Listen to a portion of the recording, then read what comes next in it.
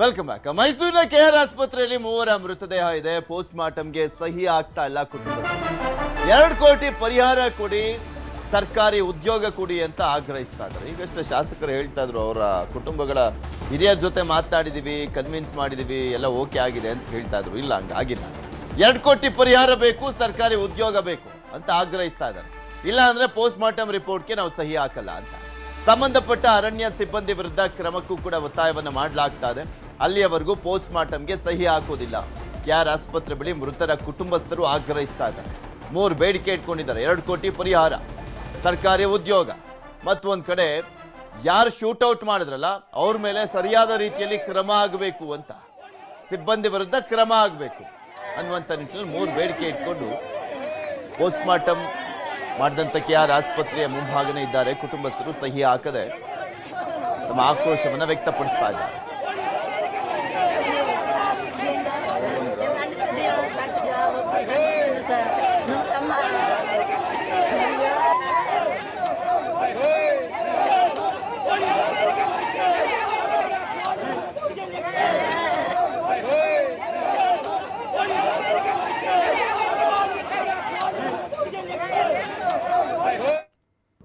ಚಾಮರಾಜನಗರ ಶಾಖೆಯಲ್ಲಿ ಎನ್ಕೌಂಟರ್ ಕೇಸ್ಗೆ ಸಂಬಂಧಪಟ್ಟಂತೆ 3 ತಹಶೀಲ್ದಾರ್ಗಳಿಗೆ ಪಂಚನಾಮೆಯ ಹೊಣೆಯನ್ನ ಕೊಡಲಾಗಿದೆ. ಒಬ್ಬೊಬ್ಬ ತಹಶೀಲ್ದಾರ್ಗೆ ಮೃತರ ಪಂಚನಾಮೆ ಜವಾಬ್ದಾರಿಯ ಹೊಣೆಯನ್ನ ಕೊಡಲಾಗಿರುವಂಥದ್ದು. 3 ಸಾವನ್ನಪ್ಪಿರುವಂಥದ್ದು. ಸೊ ಹೀಗಾಗಿ 3 ತಹಶೀಲ್ದಾರ್ಗೆ ಪಂಚನಾಮೆ ಜವಾಬ್ದಾರಿ. ಪಂಚನಾಮೆ ಕಾರ್ಯ ಶುರು ಮಾಡಿರುವಂಥದ್ದು ಅಧಿಕಾರಿಗಳು. ಮೃತದೇಹಗಳ ಸ್ಕ್ಯಾನಿಂಗ್ ಒಳಪಡಿಸುವಂಥದ್ದು. ಮೃತದೇಹಗಳಲ್ಲಿ ಎಷ್ಟು ಗುಂಡು ಹೊಕ್ಕಿದೆ ಅಂತ ಮಾಹಿತಿಯನ್ನ ಕಲೆ ಹಾಕ್ತಾರೆ. ಒಬ್ಬೊಬ್ಬರು ತಹಶೀಲ್ದಾರ್ ಕೂಡ ಒಬ್ಬೊಬ್ಬರ ಬಗ್ಗೆ ಡೀಟೇಲ್ಸ್ ಅನ್ನ ಕಲೆಕ್ಟ್ ಮಾಡಲಿದ್ದಾರೆ. ಈ ಪ್ರಕರಣದಲ್ಲಿ ಎಚ್ಚರಿಕೆ ಹೆಜ್ಜೆಯನ್ನ ಇಡ್ತಾ ಇದೆ ಸರ್ಕಾರ.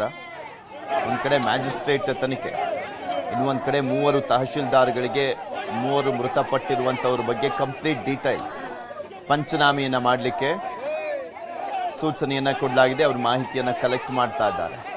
ಇನ್ನೊಂದ್ ಕಡೆ ಕುಟುಂಬಸ್ಥರ ಆಕ್ರೋಶ, ಅವರ ಪರವಾಗಿ ಗ್ರಾಮದ ಜನರು ಕೂಡ ನಿಂತ್ಕೊಂಡಿದ್ದಾರೆ. ಅವರು ಕೂಡ ಆಕ್ರೋಶವನ್ನು ವ್ಯಕ್ತಪಡಿಸ್ತಾ ಪ್ರತಿಭಟನೆಯನ್ನು ಮಾಡ್ತಾ ಇದ್ದಾರೆ. ಹನೂರು ಪೊಲೀಸ್ ಠಾಣೆಯ ಮುಂಭಾಗ ಹೈಡ್ರಾಮಾ ಕ್ರಿಯೇಟ್ ಆಗಿತ್ತು. ಹನೂರು ಪೊಲೀಸ್ ಠಾಣೆಯ ಮುಂಭಾಗದಲ್ಲಿ ಸಂಜೆಯಿಂದಲೂ ದೊಡ್ಡ ಪ್ರತಿಭಟನೆಯನ್ನು ಮಾಡ್ತಾ ಇದ್ದಾರೆ. ಅದು ವಿಕೋಪಕ್ಕೆ ಹೋಗಿತ್ತು. ಪರಿಸ್ಥಿತಿ ನಿಯಂತ್ರಿಸುವಂತ ನಿಟ್ಟಿನಲ್ಲಿ ಪೊಲೀಸರು ಕೂಡ ಮಂಡ್ಯ, ಮೈಸೂರು ಭಾಗದಿಂದಲೂ ಪೊಲೀಸರನ್ನ ಕರೆಸಲಾಗಿತ್ತು. ಪರಿಸ್ಥಿತಿ ಹತೋಟಿಯಲ್ಲಿದೆ.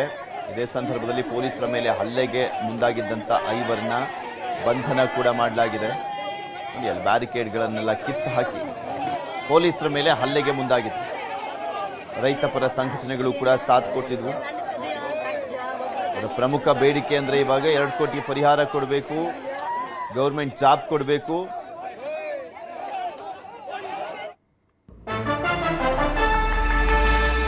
ಸರ್ಕಾರಕ್ಕೆ ಎನ್ಕೌಂಟರ್ ಪ್ರಕರಣದ ತಲೆಬಿಸಿ ಈಗ ತೀವ್ರ ಸ್ವರೂಪವನ್ನ ಪಡೆಯುವ ಮುನ್ನವೇ ಎಚ್ಚರಿಕೆ ನಡೆಯನ್ನ ಇಡ್ತಾ ಇರುವಂತದ್ದು ಸರ್ಕಾರ. ಮ್ಯಾಜಿಸ್ಟ್ರೇಟ್ ತನಿಖೆಗೆ ಆದೇಶವನ್ನು ಮಾಡಿದ ಸರ್ಕಾರ.